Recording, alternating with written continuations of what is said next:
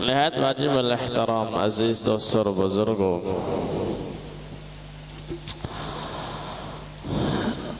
انسان کی فطرت پر اچھی اور بری صحبت کا اثر پڑتا ہے۔ اگر آدمی کا ملنا جلنا اچھے لوگوں کے ساتھ ہو، نیک لوگوں کے ساتھ ہو، تو اس کے اثرات ہوتے ہیں۔ اگر برے لوگوں کے ساتھ ہوگا تو اس کے برے اثرات ہوں گے۔ اچھی صحبت اور بری صحبت، اچھی دوستی اور بری دوستی، دونوں کے اپنے اپنے اثرات ہیں۔ اس لیے انسان کو چاہیے کہ اپنے ماحول کو اچھا رکھے، اپنے ملنے والے ان لوگوں کے ساتھ تعلقات قائم کرے جو اللہ کے نیک بندے ہوں، جنہیں دیکھ کر اللہ کی یاد آ جائے، جن کے دل صاف ہوں، جن کے دلوں میں غرور نہ ہو، تکبر نہ ہو۔ پاکیزہ لوگوں کے ساتھ ملنا جلنا رکھے۔ اچھی صحبت کا انسان کی طبیعت پر اچھے اثرات مرتب ہوتے ہیں۔ اسی لیے اللہ تعالیٰ نے قرآن مجید میں سورہ توبہ میں حکم دیا، یا ایھا الذین آمنوا اتقوا اللہ، اے ایمان والو اللہ سے ڈرو، وکونوا مع الصادقین، اور سچے لوگوں کے ساتھ رہو۔ جو سچے لوگ ہیں، اچھے لوگ ہیں، ان کے ساتھ رہا کرو۔ جو سچے لوگ نہیں، جھوٹے لوگ ہیں، ان سے بچا کرو۔ حتیٰ کہ اللہ تعالیٰ نے قیامت کے دن بھی جنت میں اس چیز کو بہت بڑی نعمت قرار دیا کہ جو لوگ اللہ اور اس کے رسول کی اطاعت کرتے ہیں، اللہ تعالیٰ ان کو نبیوں کے ساتھ، صدیقین کے ساتھ، شہداء کے ساتھ، صالحین کے ساتھ اکٹھا فرمائیں گے۔ من یطع اللہ والرسول فاولئک مع الذین انعم اللہ علیہم، جو اللہ اور اس کے نبی کی اطاعت کریں تو وہ ان لوگوں کے ساتھ ہوں گے جن پر اللہ نے انعام فرمایا۔ من النبیین، وہ نبی ہیں، والصدیقین، صدیق ہیں، والشہداء، شہید ہیں، والصالحین، صالح لوگ ہیں، وحسن اولئک رفیقا، اللہ تعالیٰ فرماتے ہیں کہ ان لوگوں کی رفاقت، ان لوگوں کی صحبت بہت ہی اچھی نعمت ہے۔ وحسنت مرتفقا، اندازہ فرمائیں کہ جنت میں کتنی نعمتیں ہوں گی، لیکن یہ جو نعمت ہے کہ اللہ تعالیٰ جنت میں اہل جنت کو اچھے لوگوں کی صحبت میں رکھے گا، ان کے ساتھ انہیں جمع فرما دے گا، نبیوں کے ساتھ، سچوں کے ساتھ، شہیدوں کے ساتھ، صالحین کے ساتھ۔ اسی کو اللہ فرما رہے ہیں کہ یہ بہت عمدہ نعمت ہے، بہت اچھی رفاقت ہے۔ تو جنت میں انسان ان لوگوں کے ساتھ رہے گا تو دنیا میں بھی رہے، تو جنت میں جب ان کے ساتھ رہے گا تو انسان خوش رہے گا، انسان پر رحمتیں ہوں گی۔ تو جب دنیا میں ان لوگوں کے ساتھ رہے گا، اللہ کے نیک بندوں کے ساتھ، سچوں کے ساتھ، تو یقیناً وہ دنیا میں بھی جنت کا مزہ چکھے گا، وہ دنیا میں بھی جنت کا لطف اٹھائے گا۔ تو بہت بڑی نعمت ہے نیک بندوں کی صحبت، لیکن انہی کے لیے جن کو قدر ہو، قدردانوں کے لیے، قدردانوں جو قدردان نہیں ان کے لیے نہیں۔ حتیٰ کہ اندازہ فرمائیں کہ اللہ تعالیٰ نے سورہ کہف کی آیت نمبر 28 میں اپنے حبیب صلی اللہ علیہ وسلم کو خود حکم دیا۔ رسول اکرم صلی اللہ علیہ وسلم کو اللہ تعالیٰ نے خود حکم دیا کہ اے نبی صلی اللہ علیہ وسلم آپ ان لوگوں کے ساتھ رہیں جو صبح و شام اللہ کو یاد کرتے ہیں. اپنے نبی سے فرمایا جا رہا ہے وَاصْبِرْ نَفْسَكَ مَعَ الَّذِينَ يَدْعُونَ رَبَّهُمْ بِالْغَدَاةِ وَالْعَشِيِّ يُرِيدُونَ وَجْهَهُ وَلَا تَعْدُ عَيْنَاكَ عَنْهُمْ. اے نبی صلی اللہ علیہ وسلم آپ ان لوگوں کے ساتھ رہیں جو لوگ صبح و شام یعنی جو لوگ اللہ کو یاد کرتے ہیں، اللہ کی حمد و ثنا کرتے ہیں، اللہ تعالیٰ کی پاکیزگی بیان کرتے ہیں، ان کی گفتگو ہوتی ہی یہی ہے اللہ اور اس کے نبی کی باتیں. وہ فضول باتیں، غیبت، کسی کی حقارت، طنز، مذاق، فضول باتیں جن کا نہ دنیا میں فائدہ نہ آخرت میں فائدہ، ان چیزوں سے وہ بچتے ہیں. اپنے نبی سے فرمایا جا رہا ہے کہ آپ ان کے ساتھ رہیں. لا تعد عیناک عنہم، آپ ان سے اپنی آنکھیں نہ پھیریں، یعنی ان سے دور نہ ہو. یہ اتنی اچھی چیز ہے، صحبت، رفاقت، دوستی. اندازہ فرمائیں گے سورہ زخرف میں اللہ نے فرمایا الاخلاء یومئذ بعضهم لبعض عدو الا المتقین.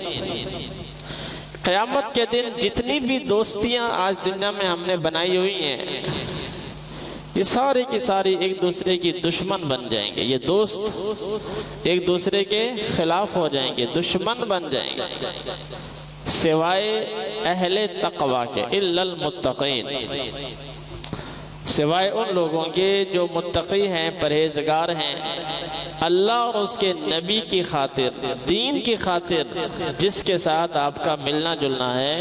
یہ دوستی قیامت کے دن بھی کام آئے گی، وہاں پہ ختم نہیں ہوگی. باقی دوستیاں جو ہماری دنیا کی خاطر قائم ہیں یہ سب ختم، حتیٰ کہ ماں باپ کا رشتہ، اولاد کا رشتہ، بہن بھائی کا رشتہ، یہ بھی ختم ہو جائے گا. یوم یفر المرء من اخیہ و امہ و ابیہ و صاحبتہ و بنیہ. آدمی بھاگے گا اپنے باپ سے، اپنے بیٹے سے، اپنی بیٹی سے، اپنے اولاد سے، اپنی بیوی سے، اپنے بھائیوں سے، اپنے قبیلے والوں سے، سب سے بھاگے گا، دور بھاگے گا. لیکن جو دوستی اللہ کی خاطر ہے، جس کا مقصد صرف اور صرف یہی ہے کہ میں اس بندے کے پاس اس لیے بیٹھتا ہوں کہ اللہ اور اس کے نبی کی باتیں کرتا ہے، اس کی صحبت اس لیے اختیار کرتا ہوں کہ اس کے پاس بیٹھ کر مجھے دین کی باتیں ملتی ہیں، یہ دوستی قیامت میں بھی کام آئے گی، یہ وہاں پہ ختم نہیں ہوگی. الا المتقین. یہ سورہ زخرف میں اللہ تعالیٰ نے ارشاد فرمایا. اندازہ فرمائیں کہ موسیٰ علیہ السلام اللہ کے جلیل القدر پیغمبر ہیں. وَكَلَّمَ اللَّهُ مُوسَىٰ تَكْلِيمًا. اللہ نے براہ راست حضرت موسیٰ علیہ السلام سے کلام فرمایا کوہ طور پر. براہ راست پردے ہوتے تھے بیچ میں، اللہ کی آواز آتی تھی، موسیٰ علیہ السلام سنتے تھے، موسیٰ علیہ السلام بھی بولتے تھے، اللہ بھی بولتا تھا. یہ سعادت موسیٰ علیہ السلام کو ملی. اتنے عظیم پیغمبر ہیں، اولو العظم پیغمبر ہیں. اللہ تعالیٰ نے قرآن مجید میں کتنا تذکرہ فرمایا موسیٰ علیہ السلام کا. ایک دفعہ اپنے ساتھیوں میں بیان فرما رہے تھے، کسی نے سوال کر دیا کہ موسیٰ علیہ السلام سے کہ کیا آپ سے زیادہ علم والا کوئی اور ہے؟ تو موسیٰ علیہ السلام نے کہہ دیا کہ نہیں. بظاہر یہ بات ٹھیک تھی، کیونکہ نبی سے زیادہ علم والا زمین پر کوئی نہیں ہوتا. نبی سے زیادہ حکمت والا، بصیرت والا، فصاحت والا، فراست والا کوئی اور نہیں ہوتا، کیونکہ اس وقت موسیٰ علیہ السلام نبی تھے. اس لیے انہوں نے فرما دیا کہ نہیں، مجھ سے زیادہ علم والا کوئی نہیں. تو اللہ تعالیٰ نے وحی بھیجی موسیٰ علیہ السلام سے، فرمایا کہ نہیں، تجھ سے زیادہ علم والا بھی ایک شخص ہے جس کے پاس وہ علم ہے جو تیرے پاس نہیں. موسیٰ علیہ السلام کو یہ بات سننی تھی. فوراً دل میں شوق پیدا ہوا کہ میں اس بندے سے ملاقات کروں جس کے پاس وہ علم ہے جو میرے پاس ہے. اللہ نے تو نہیں فرمایا تھا کہ جاؤ اس بندے سے ملاقات کرو، اللہ تعالیٰ نے تو صرف خبر دی تھی. اللہ تعالیٰ نے صرف اطلاع دی تھی کہ اے موسیٰ ایک ایسا میرا نیک بندہ، اللہ نے یہ فرمایا تھا میرا ایک نیک بندہ ایسا ہے جس کے پاس وہ علم ہے جو تیرے پاس نہیں، اللہ نے اطلاع دی۔ لیکن موسیٰ علیہ السلام چونکہ نبی تھے، ان کے دل میں خود بخود شوق پیدا ہوا کہ میں اس نیک بندے کی زیارت کروں، اس سے ملوں، اس سے ملاقات کروں۔ آگے پھر واقعہ اللہ تعالیٰ نے سورہ کہف میں آیت نمبر 60 سے لے کر آیت نمبر تقریباً 72 تک 12-13 آیات میں پورا قصہ تفصیل سے بیان فرمایا، حضرت موسیٰ علیہ السلام کا اور حضرت خضر علیہ السلام کا تفصیلی واقعہ ہے۔ حضرت موسیٰ علیہ السلام نے لمبا سفر کیا، لمبا سفر، پیدل سفر کیا، صحراؤں کا سفر، پہاڑوں کا سفر، بھوکے پیاسے سفر کیا، مشکل سفر کیا۔ کس لیے کیا؟ کیا کوئی مجبوری تھی؟ کوئی دنیاوی غرض تھی؟ کوئی غرض نہیں تھی سوائے اللہ کے اس نیک بندے کی زیارت تھی کہ وہ اللہ کا نیک بندہ کون ہے، میں اس کی زیارت کر کے آؤں۔ ایک نبی کے دل میں یہ شوق پیدا ہے کہ میں اس عظیم انسان سے ملاقات کر کے آؤں جو اللہ کا نیک بندہ ہے۔ چنانچہ وہ گئے، آگے تفصیلی واقعہ، ملاقات ہوئی، زیارت ہوئی، فائدہ بھی ہوا، کچھ باتیں سیکھیں، کچھ سکھائیں۔ تو یہ علامت ہے نیک بندوں کی، جب انہیں پتہ چلتا ہے کہ فلاں اللہ کا نیک بندہ ہے تو اس کی زیارت کرتے ہیں۔ اللہ والوں کی زیارت بھی فائدے سے خالی نہیں۔ باقی یہ مسئلہ الگ ہے کہ اللہ والا کون ہے، جس کی شہرت ہو جائے کہ اللہ والا ہے، کوئی دلیل نہیں کہ وہ اللہ والا ہے، شہرت الگ چیز ہے۔ یہ تو آپ کی جو فطرت سلیمہ ہے، اللہ نے ہر انسان کو فطرت دی ہے، اللہ نے ہر انسان کو فیصلہ کرنے کی قوت دی ہے۔ آپ کی قوت فیصلہ خود فیصلہ کرے گی کہ یہ بندہ نیک ہے یا نہیں، اس کی گفتگو سے، اس کے گفتار سے، اس کے بولنے کے انداز سے، اس کے الفاظ سے آپ کو محسوس ہو جائے گا کہ یہ بندہ وہ ہے جس کی گفتگو سے اللہ یاد آ جاتا ہے۔ یہ ایک الگ چیز ہے۔ نیک بندوں کی قدر کرو۔ آپ علیہ السلام نے خود فرمایا، ابو داؤد شریف کی روایت ہے، لا تصاحب الا مومنا،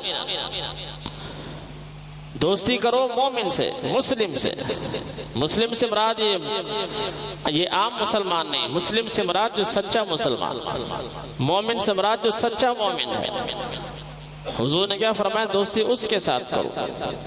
لا تصاحب الا مومن اور لا یاکل طعامک الا تقی، تیرے دسترخوان پر کھانا کھانے والے لوگ متقی ہونے چاہیے، پرہیزگار ہونے چاہیے۔ ہمارے دسترخوان پر کھانا جو کھائیں وہ کون ہونے چاہیے؟ نیک ہونے چاہیے۔ یہ نہ دیکھو یہ امیر ہے یہ غریب ہے۔ اس کے اوپر میں تقریباً 1.5 مہینے پہلے آپ کے سامنے تفصیل سے کلام کر چکا ہوں اس موضوع پر کہ ہماری دعوتوں میں غریب اور نیک بندوں کا حصہ نہیں ہوتا، بس تعلقات کی بنیاد پہ ہماری دعوتیں چلتی ہیں۔ جس سے تعلق ہے، رمضان کی افطاریاں بھی ہوتی ہیں تو آپ کے سامنے ہیں، وہ لوگ بلائے جاتے ہیں جن سے تعلق ہے۔ امیر لوگ ہوتے ہیں، تعلقات کی بنیاد پہ افطاریاں ہوتی ہیں، حالانکہ افطاری کا مقصد یہ تو نہیں ہوتا۔ اس پر میں تفصیلی کلام کر چکا ہوں کہ ہمارے دسترخوان پر کون ہونے چاہیے؟ نیک بندے ہونے چاہیے۔ اس پر یہ مت دیکھو کہ یہ غریب ہے یا نہیں، بلکہ نیک بھی ہو اور غریب بھی ہو تو سونے پہ سہاگا ہے، مسکین بھی ہے، فقیر بھی ہے، محتاج بھی ہے، ساتھ ساتھ متقی بھی ہے۔ ایسے بندے کو کھانا کھلانے کا تو اجر انسان کی سوچ میں بھی نہیں آ سکتا۔ پرہیزگار بھی ہے، مسکین بھی ہے۔ تو دوستی مومن کے ساتھ، کھانا کھائیں تمہارے دسترخوان سے کون؟ متقی لوگ، پرہیزگار لوگ، کہ وہ کھانا کھا کر عبادت کرے گا تجھے ثواب ملے گا، اس کا پیٹ بھرے گا، اللہ اللہ کرے گا تجھے ثواب ملے گا۔ ان چودھریوں کو کھانا کھلانے کے بعد وہ غیبتیں ہی ہونی ہیں کہ یہ چیز کمی تھی، بریانی بنی تو تھی، اچھی تھی لیکن یہ کمی تھی۔ جو غریب بندہ کھائے گا، مسکین کھائے گا، وہ جیسا بھی کھائے گا شکر ادا کرے گا، آپ کو دعائیں دے گا۔ دعائیں دے گا۔ بہرحال نیک بندوں کی قدر کرو۔ رسول اکرم صلی اللہ علیہ وسلم جب کسی کے دسترخوان پر جاتے، کھانا کھاتے، اسے دعا دیتے تھے، اکل طعامکم الابرار، کہ اللہ کرے اسی طرح تیرے دسترخوان سے ابرار، ابرار کہتے ہیں نیک بندے، نیکی کرنے والے، تیرے دسترخوان سے نیک بندے کھانا کھاتے رہتے۔ وَافْطَرَ عِنْدَكُمُ الصَّائِمُونَ، اور تیرے دسترخوان سے روزے دار روزہ افطار کریں۔ بہت بڑی شان اور فضیلت ہے ہم روزے داروں کو کھانا کھلائیں۔ وَصَلَّتْ عَلَيْكُمُ الْمَلَائِكَةُ، اللہ کے فرشتے تجھ پر رحمتیں بھیجیں۔ یہ اللہ کے نبی دعا فرماتے تھے، جس کے گھر سے کھانا کھائیں، جس کے دسترخوان سے کھانا کھائیں، یہ بہت بڑی سعادت مندی ہے۔ بہرحال نیک بندوں کی وجہ سے میرا بھائیو برکتیں ہوتے جو ہمیں نظر نہیں آتی، لیکن رحمتیں نازل ہوتی ہیں۔ اللہ کے نیک بندوں کے وجود سے ہی یہ کائنات کا وجود قائم ہے۔ یہ ٹوٹی پھوٹی جو نماز پڑھنے والے لوگ ہیں، جو مسجدوں کو آباد کرتے ہیں، انہی کی برکت سے یہ نظام چل رہا ہے کائنات کا۔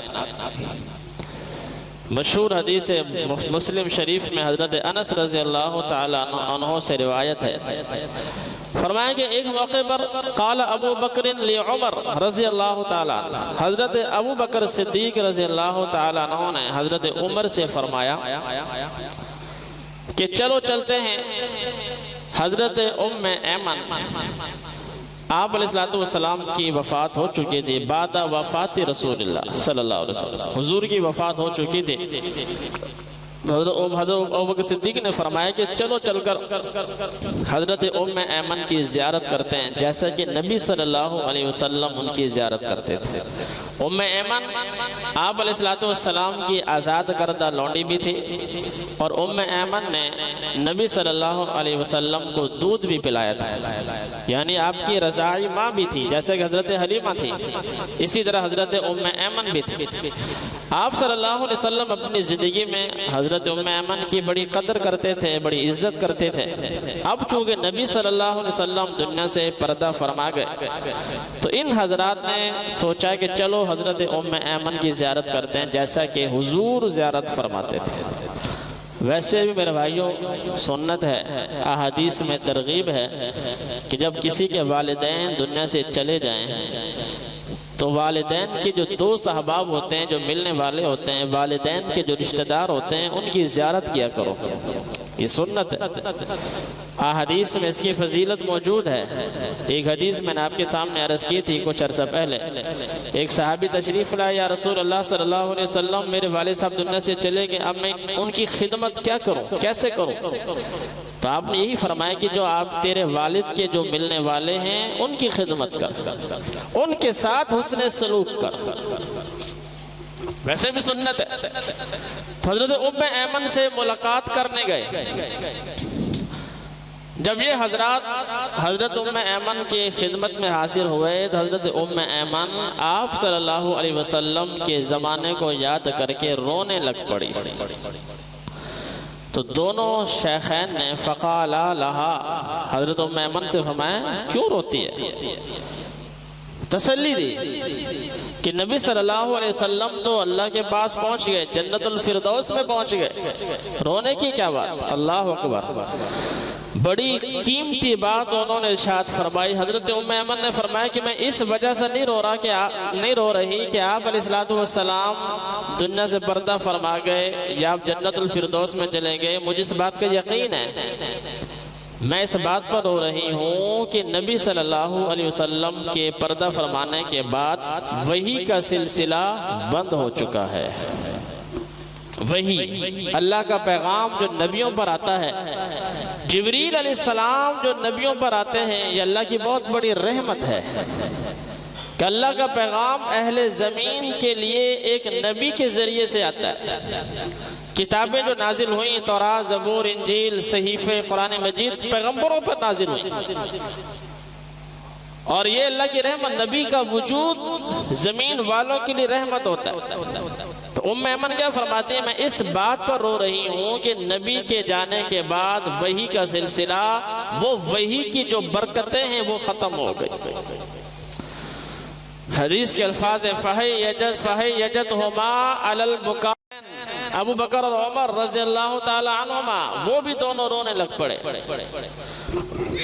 کہ واقعی آپ علیہ السلام کے جانے کے بعد ہم اللہ کی اس وحی کی برکتوں سے محروم ہو گئے۔ اس سے معلوم یہ ہوتا ہے میرے بھائیوں کہ نیک بندوں کا وجود زمین والوں کے لیے اللہ کی رحمت ہوتی ہے، سعادت ہوتی ہے۔ اس زمین کی رونق، چاند ستاروں کا طلوع، سورج کا طلوع، یہ بارشوں، یہ سب اللہ کے نیک بندوں کی وجہ سے، نمازیوں کی برکت سے، روزہ داروں کی برکت سے، حاجیوں کی برکت سے، صدقہ و خیرات کرنے والوں کی برکت سے۔ اسی وجہ سے حدیث شریف میں آتا ہے رسول اللہ صلی اللہ علیہ وسلم نے فرمایا کہ جب نیک بندہ دنیا سے جاتا ہے تو اس کائنات کی ہر چیز روتی ہے، ہر چیز روتی ہے، درخت بھی، جانور، چرند، پرند، آسمان، زمین، سب روتے ہیں۔ کیوں؟ کیونکہ وہ نیک بندہ ذریعہ تھا اللہ کی رحمتوں کا، وہ نیک بندہ ذریعہ تھا اللہ تعالیٰ کی برکتوں کے نزول کا۔ اب وہ چلا گیا، وہ رحمتیں بند ہو گئی، یہ چیزیں روتی ہیں، غم افسوس کرتی ہیں۔ اور جو گناہگار مرتا ہے اس پہ نہ آسمان روتا ہے نہ زمین روتی ہے۔ جیسا کہ سورۃ دخان میں اللہ تعالیٰ نے فرعون اور آل فرعون کے غرق ہونے کے بعد ارشاد فرمایا فما بکت علیہم السماء والارض، کہ ان فرعون اور فرعون کی قوم کی تباہی پر، بربادی پر نہ آسمان رویا نہ زمین روئی، نہ آسمان رویا نہ زمین۔ کیوں؟ وہ گناہگار تھے، ظالم تھے، کافر تھے، متکبر تھے۔ ایسے لوگوں کی جانے پر زمین و آسمان خوش ہوتے ہیں، کیونکہ ان کی وجہ سے نحوست زمین پر اترتی، ان کی وجہ سے اللہ کی ناراضگی زمین پر اترتی، ان ظالموں کی وجہ سے، ان متکبرین کی وجہ سے قحط سالی آتی ہے، ان کی وجہ سے یہ بحران آتے ہیں، ان کی وجہ سے انسان مسائل کا شکار ہوتے ہیں، چرند پرند بھی متاثر ہوتے ہیں، بارشیں رک جائیں ان ظالموں کی وجہ سے۔ تو جہاں انسان متاثر ہوتے ہیں، جانور، چرند پرند بھی متاثر ہوتے ہیں۔ تو اس ظالم کے مرنے پر یہ چیزیں خوش ہوتی ہیں۔ تو اس لیے میرے بھائیو، انسان ایسا نہ بنے، انسان نیک بنے کہ جب دنیا سے جائے تو کائنات کی ہر چیز اس کے جانے پر افسوس کرے، جیسے حضرت ام ایمن آپ علیہ السلام کے پردہ فرمانے پہ روئی کہ اللہ کی وحی کا سلسلہ بند ہو چکا ہے۔ اس لیے میرے بھائیو، نیک بندوں کی قدر، ان سے ملنا، ان سے فائدہ اٹھانا، ان کی صحبت میں بیٹھنا انسان کے دل کے زندہ ہونے کی علامت ہے۔ وہ کھینچا چلا آتا ہے، اپنے کاروبار میں لگا ہوتا ہے، دکانداری میں لگا ہوتا ہے، لیکن دل کدھر ہوتا ہے کہ جیسے موقع ملے میں اچھی صحبت میں جاؤں۔ وہ ایک ایک لمحہ تلاش کرتا ہے کہ کب مجھے لمحہ ملے، کب میں اللہ کے سامنے ہاتھ اٹھاؤں، کب میں اللہ کی حمد و ثنا بیان کروں۔ یہ علامت ہے اس کا دل زندہ ہے، وہ اچھی صحبت کو تلاش کرتا ہے۔ جیسا کہ مشہور حدیث ہے، تفصیل انشاءاللہ آئندہ جو میں آپ کے سامنے عرض کروں گا کہ 7 انسانوں کو اللہ کے عرش کا سایہ نصیب ہوگا، اور ان میں ایک وہ ہے جو کام کرتا ہے اپنے دکان پہ، اپنی ملازمت پہ، لیکن دل کدھر ہے؟ دل مسجد کی طرف۔ مسجد کا جو ایک نام لیا گیا، مطلب اچھی صحبت، اچھے ماحول کی طرف، کہ جیسے ہی موقع ملے گا میں نیک صحبت اختیار کروں گا۔ مسجد چونکہ اس لیے کہا گیا کہ اس میں نماز ہوتی ہے، نماز پڑھنے والے وہی ہوتے ہیں، وہی آتے ہیں جن کو اللہ توفیق دیتا ہے۔ لاکھوں کروڑوں لوگوں میں سے نماز میں چند لوگ آتے ہیں، چند فیصد لوگ آتے ہیں۔ میدان لگا ہے، لوگوں کا ہجوم ہے، اذان ہوتی ہے، تو آپ خود اندازہ فرمائیں گے اس اذان کے جواب میں کتنے لوگ مسجد میں آتے ہیں۔ تو جو آتے ہیں وہی ہوتے ہیں جن کو اللہ توفیق دیتا ہے۔ تو یہ نماز بھی نیک بندوں کی صحبت ہے، اسی وجہ سے مسجد میں نماز ادا کرنے کی تاکید ہے۔ یہ الگ بات ہے، مجبوری ہے، وہ میں نے آپ کے سامنے عرض کر دیا پچھلے جمعے کو، مجبوری ہے، مصروفیت ہے تو بہرحال کوئی بات نہیں، آپ گھر پہ نماز پڑھ لیں۔ بیماری ہے، طبیعت خراب ہے، وہ کوئی ایسا مسئلہ نہیں ہے، لیکن بغیر کسی وجہ کے نماز مسجد میں نہ پڑھنا یہ ٹھیک نہیں ہے۔ مسجد میں ادا کریں، اچھی صحبت ملتی ہے، نیک بندوں کی صحبت، فرشتوں کی صحبت۔ اللہ کے گھروں میں فرشتے ہوتے ہیں اور فرشتوں پر ایمان لانا بنیادی عقیدہ ہے۔ ہمارے یہاں ارد گرد فرشتے موجود ہیں اور یہ کوئی مفروضہ نہیں، ایمان کا حصہ ہے۔ آمنت باللہ و ملائکتی، اللہ پر ایمان، فرشتوں پر ایمان، کل آمن باللہ و ملائکتی، قرآن کریم میں بھی اللہ پر ایمان، پھر فرشتوں پر ایمان، پھر کتابوں پر ایمان، پھر پیغمبروں پر ایمان۔ مشہور روایت ہے جہاں پہ اللہ اور نبی کا تذکرہ ہوتا ہے، جیسا کہ ابھی ہو رہا ہے، قرآن کا تذکرہ، نبی کا تذکرہ، رحمت کے فرشتے اس مجلس کو ڈھانپ لیتے ہیں۔ بخاری شریف، مسلم شریف میں روایت ہے، اس لیے مسجد میں آنے کا حکم۔ تو اس شخص کو اللہ کا عرش کا سایہ نصیب ہوگا کہ جو ہوتا اپنے کام پر ہے، اپنی دکان پر، اپنے کاروبار میں، لیکن دل اس کا کدھر اٹکا ہوا ہے؟ مسجد کی طرف۔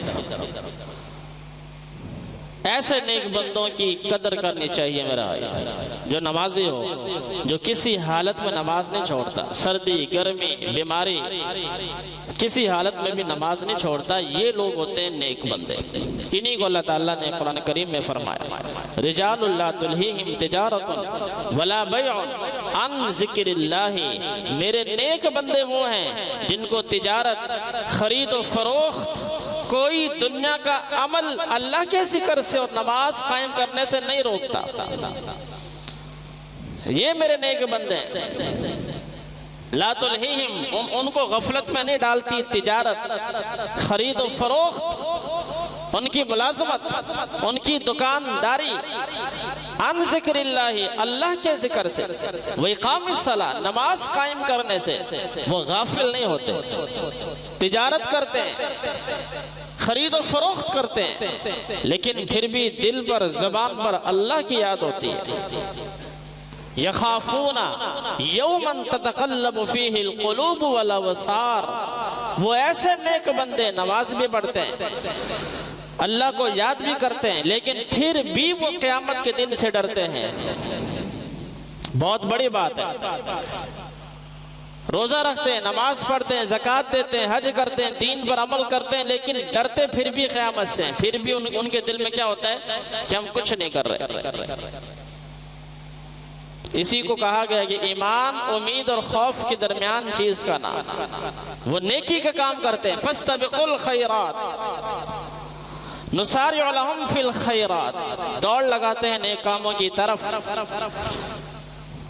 لیکن پھر ان الذین هم من خشیت ربهم مشفقون، ان کا حال کیا ہے؟ وہ ہر نیکی کے کام کی طرف دوڑ لگا کے جاتے ہیں، سستی نہیں کرتے، لیکن پھر بھی اللہ کے عذاب سے ڈرتے ہیں۔ اور دوسری طرف میرے بھائیو، دین پر عمل نہیں، نہ نماز، نہ روزہ، نہ زکوٰۃ، نہ حج، اور غفلت کی انتہا ہے۔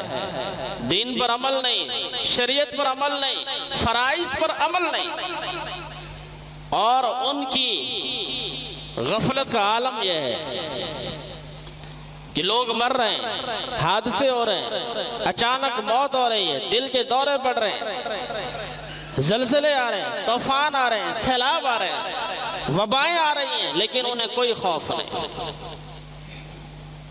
یہ ان کا حال ہے جن کے دل مردہ ہو چکے ہیں۔ اللہ کی طرف سے تنبیہات آ رہی ہیں، آئے روز لوگ مر رہے ہیں، آفتیں آ رہی ہیں، مصیبتیں آ رہی ہیں، جس طرح کہ تسبیح ٹوٹتی ہے، دانے گرتے ہیں، پیدر پہ ایک دانہ دوسرا دانہ، اسی طرح مصیبتیں انسان پر آ رہی ہیں۔ لیکن انہیں خوف ہی کوئی نہیں، نہ قیامت کا، نہ آخرت کا، نہ قبر کا، نہ حشر کا، نہ جہنم کا، غفلت کی زندگی گزار رہے ہیں۔ اسی کو اللہ تعالیٰ نے سورہ یونس میں فرمایا ان الذین لا یرجون لقاءنا ورضوا بالحیات الدنیا واطمأنوا بها، بے شک وہ لوگ جو ہم سے ملنے کی امید نہیں رکھتے، دنیاوی زندگی کو پسند کر لیا، واطمأنوا بها، اور سب سے بڑی خطرناک بات اللہ کیا فرما رہے ہیں کہ اس دنیاوی گناہ والی زندگی پر مطمئن بھی ہو گئے۔ والذین من آیاتنا غافلون، یہ لوگ غافل ہے۔ اولئک مأواہم النار، ان کا ٹھکانہ جہنم ہے، لیکن انہیں خوف ہی کوئی نہیں، انہیں ڈر ہی کوئی نہیں کہ ہم فرائض ادا نہیں کر رہے، ہم نے حساب دینا ہے۔ جبکہ نیک بندے کیا ہوتے ہیں؟ وہ ایسا نہیں کرتے، ان کے دلوں میں خوف ہوتا ہے، نماز پڑھتے ہیں لیکن دل میں خوف ہے، پھر بھی سارے دین پر عمل کرتے ہیں لیکن پھر بھی خوف ہے کہ ہم نے اللہ کے سامنے حساب دینا، خدا نخواستہ پکڑے نہ گئے، خدا نخواستہ میدان حشر میں ہم گرفت میں نہ آ جائیں۔ اس کا اثر کہاں پہ نکلتا ہے میرے بھائیوں؟ اس خوف کا اثر کہاں پہ نکلتا ہے؟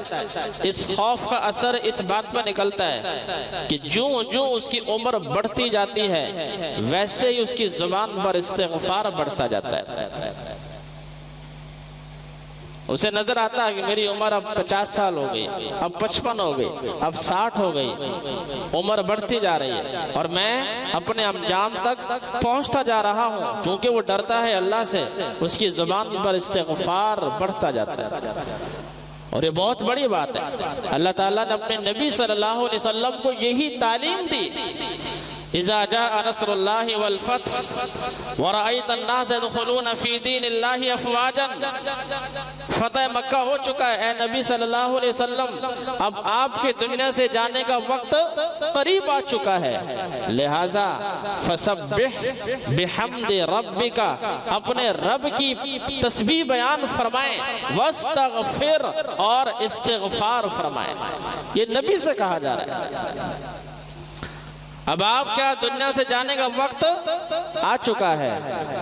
اسی وجہ سے میرے بھائیو جب یہ سورت مبارکہ نازل ہوئی تو حضرت ابوبکر صدیق رضی اللہ تعالیٰ عنہ رو پڑے۔